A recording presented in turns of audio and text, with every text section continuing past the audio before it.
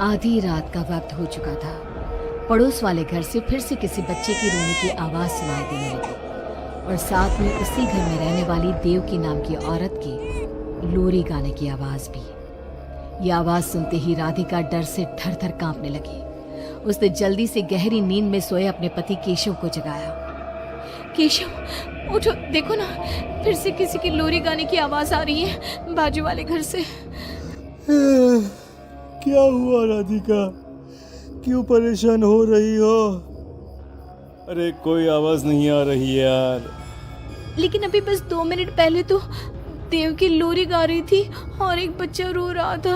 अरे कोई मूवी देख रहा होगा, उसकी आवाज होगी। देवकी और उसके पति मोनिश ने बताया ना कि उनके बच्चे नहीं होते। उस घर में कोई बच्चा नहीं है। अब ना तुम भी सो जाओ और मुझे भी सोने दो। लेकिन अभी बस 2 मिनट पहले तो देव की लोरी गा रही थी और एक बच्चा रो रहा था। राधिका हैरान थी कि आवाज सिर्फ उसे ही सुनाई क्यों देती थी। लेकिन जब उसके पति केशव ने उसकी बात नहीं सुनी तो वो सोने की कोशिश करने लगी। लेकिन राधिका के कानों में किसी छोटी बच्ची के हंसने की आवाज गूंजने लगी। राधिका बुरी तरह से डर गई थी। अगली सुबह मैं दुकान जा रहा हूँ, आज माल खत्म हो रहा है दुकान में। इन दिनों पता नहीं क्यों लोग जमकर खिलौने खरीद रहे हैं। आज बड़े बाजार जाकर सारे खिलौने ले आता हूँ। आप रात होने से पहले आ जाएंगे ना? लगता है तुम देवकी से अभी तक डरी हुई हो। अच्छा ठीक है, देखो घर के पीछे वाली गैलरी में मत जाना, क्योंकि वहां से तुम्हें अक्सर देवकी नजर आती है और तुम ना फिर डर जाती हो। ठीक है केशव, मैं आज उधर जाऊंगी ही नहीं। जब भी उधर देखती हूँ कुछ डरावना ही नजर आता है। केशव दुकान चला जाता है। तभी अचानक राधिका को याद आता है कि घर की गैलरी में उसने कुछ कपड़े सुखाए थे। डरते हुए वो वहां जाती है। दूसरी तरफ देवकी की गैलरी नजर आती थी। राधिका जैसे ही कपड़े लेकर वापस आने को पलटती है, उसकी नजर सामने देवकी की गैलरी में पड़ी। वहां एक 4 साल की बच्ची खड़ी होकर उसे घूर रही थी। हे भगवान, ये कौन है? कौन है ये? मैं इससे पूछूं कि इसका नाम क्या है? हाँ, पूछ लेती हूँ, फिर केशव को बताऊंगी। वो मेरी बात पे भरोसा नहीं करते ना। बेटा, कौन हो तुम?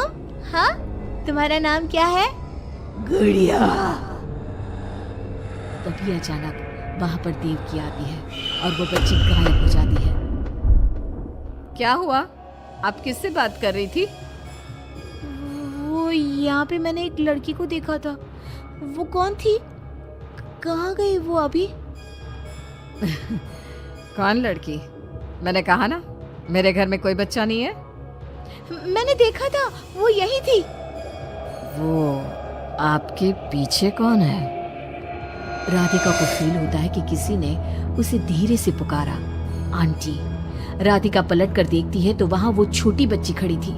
राधिका चीख कर बेहोश हो जाती है। जब उसकी आंख खुलती है तो केशव उसके पास खड़ा था। क्या हुआ राधिका? राधिका, होश में आओ।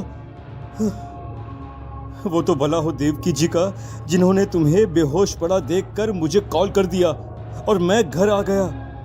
तुम उस गैलरी में गई ही क्यों? केशव, वो लड़की यहाँ आ गई थी और वो देवकी, वो ठीक औरत नहीं है। तुम पागल हो गई हो राधिका। आज देवकी जी ने ही मुझे तुम्हारे बारे में बताया।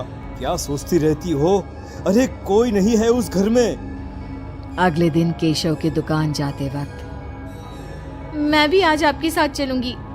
अच्छा ओके ठीक है, चलो चलो। अब दुकान पर पहुंचकर, वाह केशव, कितने सारे नए खिलौने। और ये इस पैकेट में क्या है?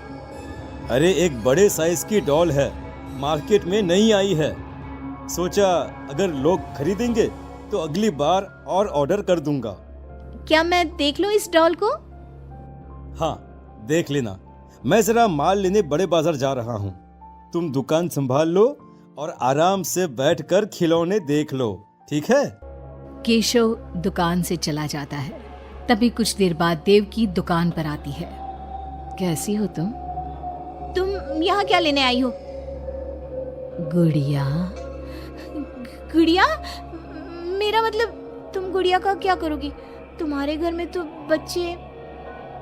तुम मुझे गुड़िया दिखाओ, बस बड़ी वाली गुड़िया। राधिका घबराते हुए बड़ी डॉल का पैकेट खोलती है।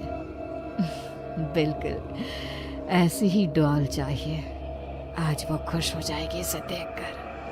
कौन कौन खुश हो जाएगी? देव की अजीब नजरों से राधिका को देखती है और बिना कुछ कहे पैसे देकर चली जाती है।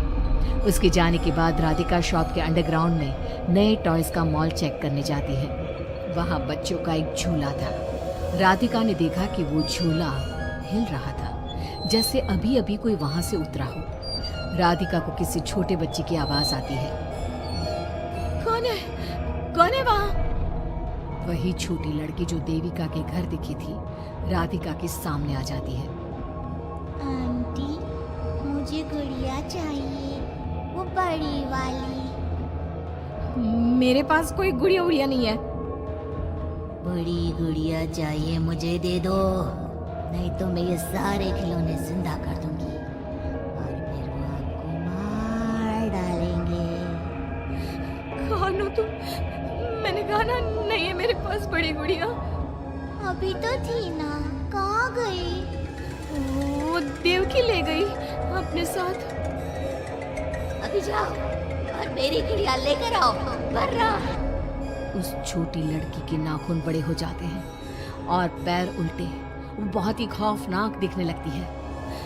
नहीं देखो, मैं अभी जाकर तुम्हारी गुड़िया लाती हूँ, तुम यहीं रुको।